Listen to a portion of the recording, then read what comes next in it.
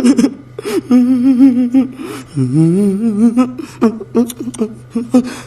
Everyone, मैं हूं Sameer and welcome to B for bros reviews and reactions. तो यार नीचे सब्सक्राइब का बटन होगा, जल्दी जाकर सब्सक्राइब करके उस बटन को ग्रेब ना हो, बेल आइकन को साथ दबाना, वीडियो को एंड तक लाजमी देखना, एंड तक देखना है लाजमी, वीडियो को लाइक करना है, शेयर करना है और कमेंट कर देना भर के। वीडियो को एंड तक देखे बगैर मत जाना, बता रहा हूं मैं। जाओ जल्दी सब्सक्राइब करो। सो फाइनली मार्वल का फेज 4 अब स्टार्ट हुआ, एक नए हीरो के साथ, एक नई कहानी के साथ, एक नई जर्नी के साथ। शैंग-ची and the legend of the 10 rings, इसी मूवी के साथ मार्वल का फेज 4 स्टार्ट हुआ। ब्लैक विडो थे कॉम्प्लीमेंट्री मूवी थी, उसको कॉम्प्लीमेंट की तरह लेना। वो एक ट्रिब्यूट था ब्लैक विडो के लिए जिसको फेज 4 में डाल दिया गया, बट एक्चुअल में फेज 4 की शुरुआत इधर से होती है एक नई कहानी के साथ, और ये कैसे फ्यूचर में जाके दूसरी मार्वल मूवीज के साथ कंबाइन होगी वो देखना एक्साइटेड रहेगा। सब्सक्राइब कर लिया तो वीडियो स्टार्ट करते हैं विदाउट एनी फर्दर डिले।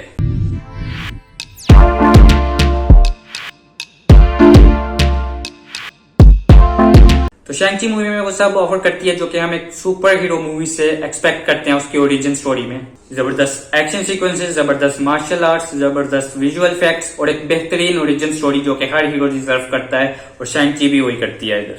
तो अगर इसकी ओरिजिन स्टोरी की बात करें तो इसकी ओरिजिन स्टोरी सबसे बेस्ट है, सबसे बेस्ट। यकीन करो मार्वल में अभी तक कोई भी इस लेवल की ओरिजिन स्टोरी नहीं बनी। अब तक एमसीयू में हमने कितनी जबरदस्त ओरिजिन स्टोरीज देखी है, iron man, guardians of the Galaxy, doctor strange, black panther, captain Marvel. नहीं वो नहीं। इतना गलत कैसे हो सकता है भाई? लेकिन शैंग-ची उनके से डिफरेंट तो है, लेकिन डिफरेंट होने के साथ साथ ये उनसे बहुत अच्छा काम करती है एक ओरिजिन स्टोरी होने के लिहाज से। तो अब जरा शुरू से स्टार्ट करते हैं। बैक इन 2019 जब ये मूवी अनाउंस की थी मार्वल वालों ने फेज 4 के लिए, शैंग-ची and the legend of 10 rings, तो मैं यही सोच रहा था कि मार्वल इस पर कितना कुछ नया कर सकता है, क्या नया कर सकता है, इसमें किस लेवल पे वो दिखाएगा। और मैं इसके लिए बहुत ज्यादा एक्साइटेड था क्योंकि ये एशिया का फर्स्ट हीरो था जो कि एमसीयू में इंट्रोड्यूस होने जा रहा था, और इसी के थ्रू फर्स्ट टाइम हम मार्शल आर्ट्स को एमसीयू में इंट्रोड्यूस होता देखते। लेकिन अगर इस मूवी की बात करें, इस मूवी में मार्शल आर्ट्स तो हमें दिखाया है, लेकिन मार्शल आर्ट्स के साथ साथ जो फैंटेसी वर्ल्ड है, जो फैंटेसी स्टोरी है, वो भी बहुत ब्यूटीफुली साथ साथ चलती है। वो बहुत ब्यूटीफुल तरीके से इन्होंने दिखाई है। तो यार कॉमिक बुक्स मैंने ज्यादा पढ़ी नहीं हुई, इतना मुझे इसका नॉलेज नहीं है, लेकिन एमसीयू का मुझे पूरा नॉलेज है, और उसके थ्रू मैं शैंग-ची के बारे में आपको थोड़ा सा बताना शुरू करता हूँ। तो ये मार्वल वालों ने एक्चुअल में ब्रूस ली से इंस्पायर्ड होकर ये हीरो बनाया था, ब्रूस ली से इंस्पायर्ड होकर। तो कॉमिक्स के अंदर इसकी कोई स्पेशल पावर नहीं है, बस एक मार्शल आर्टिस्ट है जो मार्शल आर्ट्स कर सकता है, इसके अलावा कुछ नहीं। लेकिन मूवी में इसकी पावर्स को एक्सप्लोर किया और दूसरे तरीके से दिखाई है। एक्चुअल में इसकी पावर जिसमें 10 रिंग्स दिखाई हैं, क्योंकि इसमें 10 रिंग्स का बहुत बड़ा खेल है इस मूवी में। और अब अगर 10 रिंग्स की बात हुई है तो ये मुझे इस मूवी के मेन एक्टर मतलब मेन विलन पे ले आता है, जो कि है वेनवू उर्फ मैंडरीन। तो ये जो मैंडरीन का कैरेक्टर प्ले किया मूवी में, इनका नाम है टॉनी लियोंग। इससे पहले मैं इनको नहीं था जानता, लेकिन अब मुझे लग रहा है कि मैं इनको फॉलो जरूर करूंगा क्योंकि इनका काम सबसे बेस्ट था मूवी में। और इन्होंने मैंडरीन उर्फ वेनवू उर्फ मैंडरीन उर्फ वेनवू उर्फ मैंडरीन, अरे कहना क्या चाहते हो, के कैरेक्टर में जान डाल दी है। लिटरली सबसे बेस्ट था। तो वैसे ये हांगकांग के बहुत ही बड़े एक्टर हैं और उधर इन्होंने काफी सारे अवार्ड भी जीते हुए हैं और बहुत ही बेहतरीन एक्टर हैं। तो मूवी में जिन्होंने शैंग-ची का रोल प्ले किया है, सिमू लियू, उनका काम काफी अच्छा, और जितना मैं एक्सपेक्ट कर रहा था उनका काम उतना ही है, लेकिन जितना मैं मैंडरीन से एक्सपेक्ट कर रहा था उनका काम परफेक्ट है। तो आप सोच रहे होंगे कि मैं इनको मैंडरीन उर्फ वेनवू क्यों कह रहा हूं, तो मैं इनको मैंडरीन उर्फ वेनवू ही कहूंगा क्योंकि मुझे ये बोलने में ज्यादा मजा आ रहा है। सच में इन्होंने मैंडरीन के कैरेक्टर में जान डाल दिया, और अब सच में इस मूवी के बाद मैंडरीन उर्फ वेनवू मेरी एमसीयू के टॉप 10 विलेंस की लिस्ट में शामिल हो चुके हैं, जिस लिस्ट में पहले लॉकी, हेला, थैनोस और किलमॉन्गर थे, और अब मैंडरीन उर्फ वेनवू भी उस लिस्ट में आ चुके हैं मोस्ट परफेक्ट विलेंस की लिस्ट में। और अब मैं बिना किसी स्पॉयलर्स के आपको इस मूवी का ऊपर से ओवरव्यू देने की कोशिश करूंगा, जो कि आपने शायद ट्रेलर में भी समझ लिया, और मैं बताता हूँ कि क्या चल क्या रहा है इस मूवी में। और तो जैसे हमें पता है कि ये जो मैंडरीन उर्फ वेनवू है वो 10 रिंग्स की मदद से एक बहुत बड़े क्राइम लॉर्ड बन चुके हैं, और उन्होंने काफी जंगें, काफी लड़ाइयां और काफी सरकारें जो हैं वो इसकी मदद से गिराए हैं, और काफी बड़े क्राइम लॉर्ड हैं वो।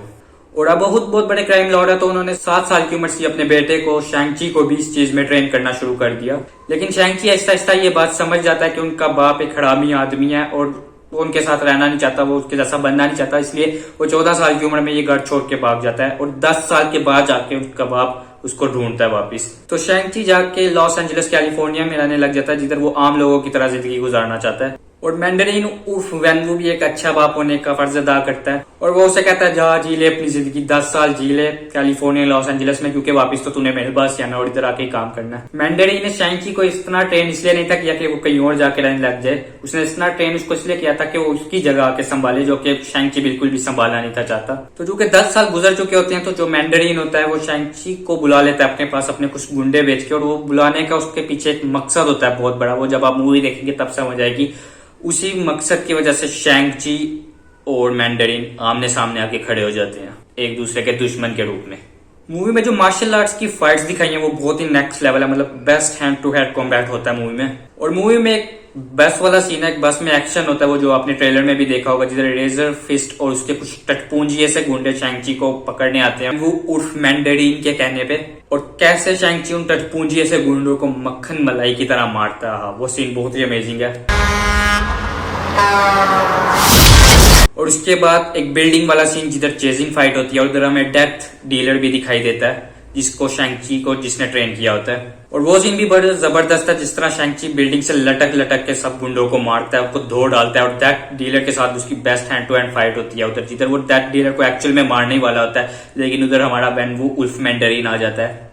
मूवी के विजुअल्स के बारे में मैं एक बार फिर बात करना चाहूंगा कि जिस तरह से वो दिखाए गए हैं, खासकर क्लाइमेक्स में जिधर हमारे वेनवू उर्फ मैंडरीन और शैंक-ची आमने सामने आके लड़ते हैं, और उधर जो 10 रिंग्स होती हैं जिसका ऑनर हमारा वेनवू उर्फ मैंडरीन था वो उसको छोड़ के उधर शैंक-ची के पास चले जाती हैं। पाजी बदल लिया साला। इस मूवी में आपने देखा होगा जब 10 रिंग्स जो होती हैं वो हमारे वेनवू के पास होती हैं तो वो ब्लू कलर की होती हैं, लेकिन जब शैंक-ची को अपना ऑनर मान लेती है और शैंक-ची के पास चले जाती है तो उनका कलर गोल्डन हो जाता है। लास्ट की फाइट बहुत जबरदस्त है, और खासकर ये वाला सीन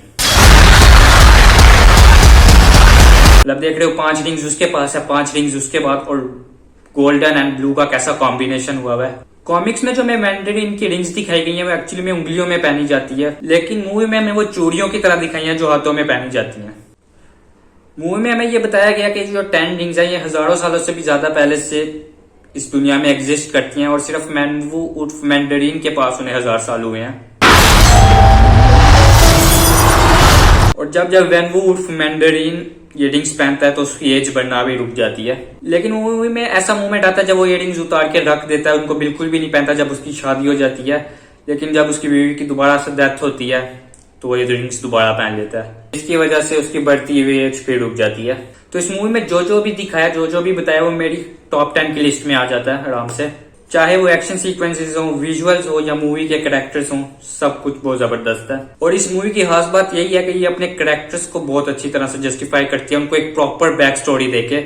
इवन के जो एक केटी का कैरेक्टर है, ये पहले ट्रेलर से तो मुझे ऐसे ही लग रहा था कि एक साइड कैरेक्टर होगा जो शैंक-ची के साथ बस घूमता रहता है उसकी दोस्त की सूरत में, लेकिन एक्चुअल में उन्होंने इस कैरेक्टर में भी जान डाल दिया है, और अब मैं इसको फ्यूचर में देखने के लिए एक्साइटेड हूँ कि वो इसको कैसे सेटअप करेंगे। और ये मूवी में एक्चुअल में काफी important and major role play करती है। मूवी में सबका काम बहुत जबरदस्त है, लेकिन सबसे बेस्ट काम मैं अभी भी कहूंगा कि टॉनी लियोंग साहब का ही है, क्योंकि इन्होंने मैंडरीन उर्फ वेनवू का कैरेक्टर जिस लेवल से प्ले किया उससे कोई भी प्ले नहीं कर सकता। लेकिन दिखाया गया कि ये मूवी में मार गया है, लेकिन मैं चाहता हूँ कि इसको मार्वल में आगे किसी तरह सेटअप करें, क्योंकि इस कैरेक्टर को मैं और देखना चाहता हूँ कि किस तरह मार्वल इसको दिखाता है। लेकिन जो कि ये मार चुका है तो अब इसका चांसेस बहुत कम है कि अब ये नजर आए। और इस मूवी में जो पोस्ट क्रेडिट सीन्स दिखाए हैं उनकी तो मैं क्या ही बात करूं, अभी तक के बेस्ट एमसीयू के पोस्ट क्रेडिट सीन्स है लिटरली।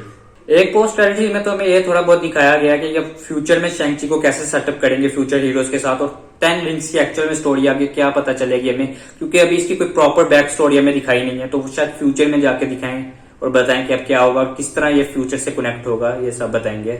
और अभी तक आपने अगर ये मूवी नहीं देखी और सोच रहे हो कि देखें कि नहीं देखें, तो मैं बस इतना ही कहूंगा कि जाओ